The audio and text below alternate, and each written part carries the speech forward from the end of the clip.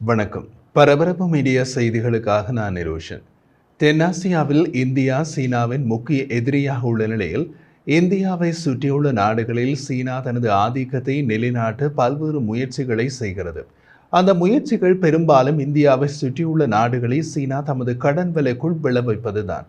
ஏற்கனவே சீனா இலங்கை, மாலத்தீவு, பங்களாதேஷில் தனது கைவரிசையை காட்டியுள்ளது. தனது இரும்பு தோழன் பாகிஸ்தானிடமும் காட்டியுள்ளது. ஆனால் பாகிஸ்தானால் எதிர்த்து வாய் திறக்க முடியாது. அதற்கு அந்த நாடுகளின் ஜனாதிபதி அல்லது பிரதமர் சீன ஆதரவாளராக இருக்க வேண்டும்.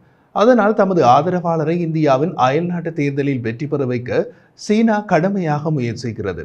அதற்கு மில்லியன் கணக்கான டாலர் பணத்தை தமது ஆதரவு வேட்பாளரின் கட்சிக்கு கொடுக்கிறது. இந்த வகையில் சீனாவுக்கு ஒரு வெற்றி கிட்டியது மாலத்தீவில். இந்திய ஆதரவு அரசு தோல்வியுற்று சீன ஆதரவு அரசு ஜெயித்தது. இதனால் இந்தியாவுக்கு உடனடி பாதிப்பு அதிகம் ஏற்பட்டதை பார்த்தோம். இப்போது இந்தியாவின் தெற்கு எல்லையில் உள்ள இலங்கையில் அடுத்த வாரம் ஜனாதிபதி தேர்தல் நடக்க உள்ளது. இலங்கையில் அதிசக்தி பெற்றவர் பிரதமர் அல்ல, ஜனாதிபதி தான். இந்திய தெற்கு எல்லையில் இரண்டே நாடுகள் உள்ளன. ஒன்று மாலத்தீவு, மற்றது இலங்கை. மாலத்தீவை சீன ஆதரவு தரப்பு கைப்பற்றி உள்ளது. இலங்கையில் வெற்றி இந்தியாவுக்கு மிக மிக முக்கியம். இந்த சூழ்நிலையை புரிந்து கொண்டு தொடர்ந்து பாருங்கள். இலங்கை அரசியல் தலைவர் ஒருவருக்கு இந்திய அரசாங்கத்திடமிருந்து ஒரு எதிர்பாராத மற்றும் சாத்தியமற்ற தொலைபேசி அழைப்பு சென்றது. அவரை அரசு விருந்தினராக இந்தியாவுக்கு அழைக்கும் தொலைபேசி அழைப்பு அது. இந்திய வெளியுறவு அமைச்சின் முக்கிய நபர் ஒருவரால் அழைப்பு ஏற்படுத்தப்பட்டது. பிப்ரவரி மாத முற்பகுதியில் இந்தியாவின் வெளியுறவு அமைச்சர், தேசிய பாதுகாப்பு ஆலோசகர் மற்றும் மூத்த ராஜதந்திரிகளை சந்திப்பதற்காக அனுரகுமார திசாநாயக்க புதுடெல்லிக்கு பயணம் செய்தார். 55 வயதான இலங்கை அரசியல்வாதி அனுரகுமார திசாநாயக்க அரசாங்கத்தில் இல்லை. அவர் வழிநடத்தும் தேசிய மக்கள் சக்தி என்ற அரசியல் கூட்டணி முக்கிய எதிர்க்கட்சி கூட இல்லை. இலங்கையின் 225 உறுப்பினர்களை கொண்ட நாடாளுமன்றத்தில் இந்த கூட்டணி 3 இடங்களை மட்டுமே வைத்திருக்கிறது.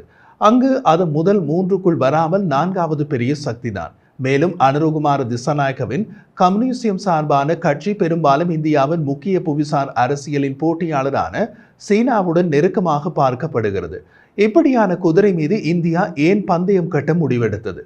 இப்போது பல மாதங்களாக திசாநாயக்க இலங்கை அரசியலுக்குள் வேறு வகையான செல்வாக்கை அனுபவித்து வருகிறார். இது பிராந்திய வல்லரசான இந்தியாவிலிருந்தும் கூட எழுச்சி பெறும் அரசியல் சக்தியாக அவருக்கு அங்கீகாரத்தை பெற்று தந்தது. செப்டம்பர் 21ஆம் தேதி இலங்கை வாக்களிக்கும் போது நாட்டின் ஜனாதிபதி பதவிக்கு அவர் ஒரு ஆச்சரியமான முதல் போட்டியாளர் ஆனாலும் ஆச்சரியப்படுவதற்கில்லை. சில கருத்து கணிப்புகள் 38 வேட்பாளர்கள் கொண்ட கூட்டத்தில் அவர் முன்னணியில் இருக்கிறார் என்று கூறுகின்றன. ஜனாதிபதி தேர்தல் என்பது இலங்கையில் குடும்ப சொத்து. ஜனாதிபதி வேட்பாளர்களில் இலங்கையின் மிக முக்கிய அரசியல் குடும்பங்களில் இருந்து பரிச்சயமான முகங்கள் நிறைந்த வரிசை இது.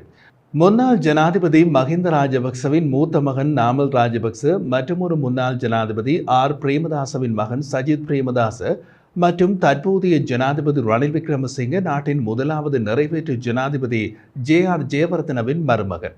எல்லோருமே வாரிசு அரசியல்வாதிகள். அந்த தொகுப்பில் திசாநாயக்க தனித்து நிற்கின்றார். அவர் ஜேவிபி எனப்படும் ஜனதா விமுக்தி பெரமுன கட்சியின் தலைவர். இது இதுவரை தேசிய மக்கள் சக்தியுடன் நெருங்கி இருக்காத கட்சி. ஆனால் இதை கட்சி என்பதை விட ஒரு கட்டுப்பாடான இயக்கம் என்றே கூறலாம். ஒரு காலத்தில் நாடாளுமன்ற உறுப்பினர்கள் தமது சம்பளம் உட்பட அனைத்து வருமானங்களையும் கட்சிக்கு கொடுத்து விட வேண்டும். கட்சி அவர்களுக்கு இருப்பிடம், உணவு மற்றும் அத்தியாவசிய தேவைகளுக்கு பணம் கொடுக்கும். அவரது கட்சி மற்றும் அது தலைமையிலான கூட்டணியான என்பிபிக்கு திருப்பு முனை 2022இல் வந்தது. அப்போது இலங்கையின் பொருளாதாரம் சரிந்தது. இது அத்தியாவசிய பொருட்களின் பரவலான தட்டுப்பாட்டிற்கும் பணவீக்கத்திற்கும் வழிவகுத்தது. இந்த வெகுஜன எதிர்ப்பு இயக்கம் அறகலையவை இலங்கை மக்களுக்கு அறிவித்தது. அறகலையா என்ற சிங்கள சொல்லின் தமிழ் மொழிபெயர்ப்பு போராட்டம். அப்போது இலங்கை ஆண்டு கோட்டாபய ராஜபக்ச அரசாங்கத்திற்காக தொடங்கிய மக்கள் போராட்டம். அவரும் அவரது சகோதரர் பிரதமராக இருந்த மஹிந்தவும் பதவி விலக நேரிட்டதை அடுத்து சகோதரர்கள் கோபமான தேசத்தை விட்டு வெளியேற வேண்டிய கட்டாயம் ஏற்பட்டது. அறகலைய இயக்கத்தின் தலைமைத்துவத்தை உத்தியோகபூர்வமாக இந்த அரசியல் கட்சியும் கோரவில்லை என்றாலும் கொழும்பின் அழகிய காலிமுகத்திடலில் கோடாரங்களை அமைத்து பொது தாக்குதல்களை ஒழுங்கமைத்து தினசரி போராட்டங்களை நடத்தியது அனுரகுமார திசாநாயக்க தலைமையிலான ஜேவிபி தான். அது இலங்கையில் யாவரும் அறிந்த உண்மை. ஜனாதிபதியாக இருந்த கோட்டாபய ராஜபக்ச நாட்டை விட்டு தப்பியோடியதன் பின்னணியில் இருந்தது ஜேவிபி தான். ராஜபக்ச சகோதரர்களின் ராஜினாமாவால் உருவாக்கப்பட்ட அதிகார வெற்றிடம் திசாநாயக்க மற்றும் ஜேவிபிக்கு பெரிய அளவிலான மாற்றத்திற்கான அழைப்புகளை விரிவுபடுத்த வழிவகுத்தது. சமூக நீதி மற்றும் ஊழலுக்கு எதிரான அவர்களின் வாதங்களுக்கு மாற்றமடைந்த பொதுமக்களை ஈர்த்தது.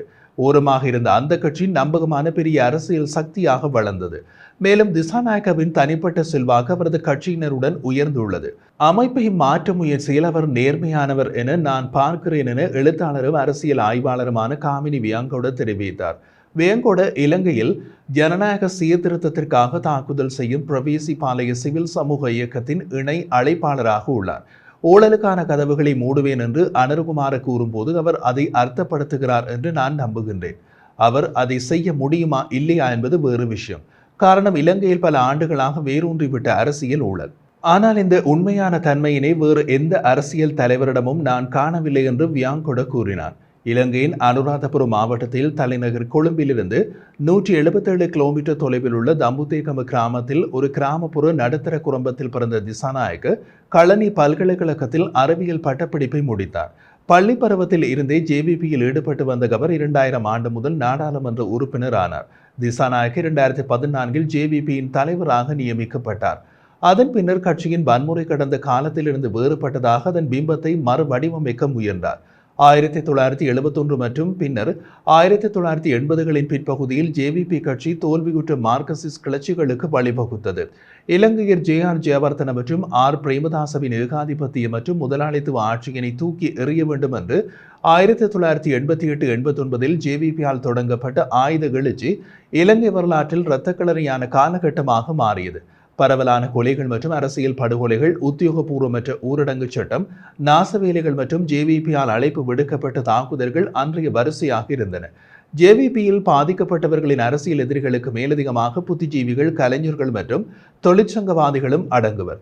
வெகுஜன கைதுகள், சித்திரவதைகள், கடத்தல்கள் மற்றும் படுகொலைகள் மூலம் கிளர்ச்சியினை கொடூரமாக நசுக்குவதன் மூலம் அரசு பழிவாங்கியது. அரசாங்கத்தின் அடக்குமுறையில் குறைந்தது 60,000 பேர் கொல்லப்பட்டனர். இதில் பெரும்பாலான மூத்த ஜேவிபி தலைவர்கள் உட்பட கொல்லப்பட்டார்கள். அவர்களில் அதன் ஸ்தாபகரான ரோகண விஜயவீரவும் அடங்குவார். இங்கு ஆச்சரியமான ஒரு தகவல், ரோகண விஜயவீரவை இலங்கை ராணுவம் சல்லடை போட்டு தேடிக்கொண்டிருந்த போது அவருக்கு மறைவிடம் கொடுத்தவர்கள் தமிழர்கள்தான். யாழ்ப்பாணத்தின் சுன்னாகம் கிராமத்தில்தான் அந்த சிங்கள ஆயுதமேந்திய இயக்கத்தின் தலைவர் மறைந்து வாழ்ந்தார். அது எந்த சிங்கள உளவுத்துறையும் கண்டுபிடிக்க முடியாதபடி சுன்னாகம் கிராம மக்கள் காப்பாற்றினார்கள். கட்சி வன்முறையை கைவிட்டு தேர்தல் ஜனநாயகத்தை நோக்கி திரும்பிய போது தோல்வியடைந்த கிளர்ச்சியின் பின்னர் திசாநாயக்க ஜேவிபியின் பொலிட்பீரோவுக்கு நியமிக்கப்பட்டார். மே 2014 பிபிசியுடன் பேசுகையில் அவர் ஜேவிபியின் தலைவராக ஆனவுடன் திசாநாயக்க கட்சியின் கடந்த கால குற்றங்களுக்காக மன்னிப்பு கூறினார். ஜேவிபி தனது முன்பு நடந்த அவதாரத்தில் இலங்கை மீது கட்டவிழ்த்துவிட்ட வன்முறைக்கு மன்னிப்பு கேட்டது இதுவே மற்றும் கடைசி தடவை. கட்சியின் சில உறுப்பினர்களாலும் மன்னிப்பு கூறுவதற்காக இலங்கையின் இடதுசாரிகளின் சில பகுதிகளாலும் விமர்சிக்கப்பட்டது. திசாநாயக்க கடந்த காலத்தை கட்டமைப்பதில் மிகவும் கவனமாக இருந்தார்.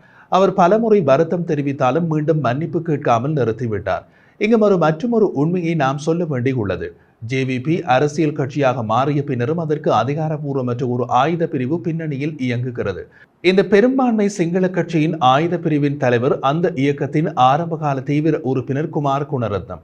ஆம், அவர் ஒரு தமிழர். இவர்தான் இன்றும் ஜேவிபியின் ஆயுத பிரிவின் தலைவர். இவர் தற்போது இலங்கையில் இல்லை, எந்த நாட்டில் இருக்கிறார் என்பதை நாம் சொல்ல விரும்பவும் இல்லை. அனுருகுமார ஜனாதிபதி தேர்தலில் ஜெயித்தால் அவர் இலங்கைக்கு திரும்புவார். அதன் பின்னர் பாருங்கள் எப்படி ஆட்டம் களை கட்டும் என்பதை.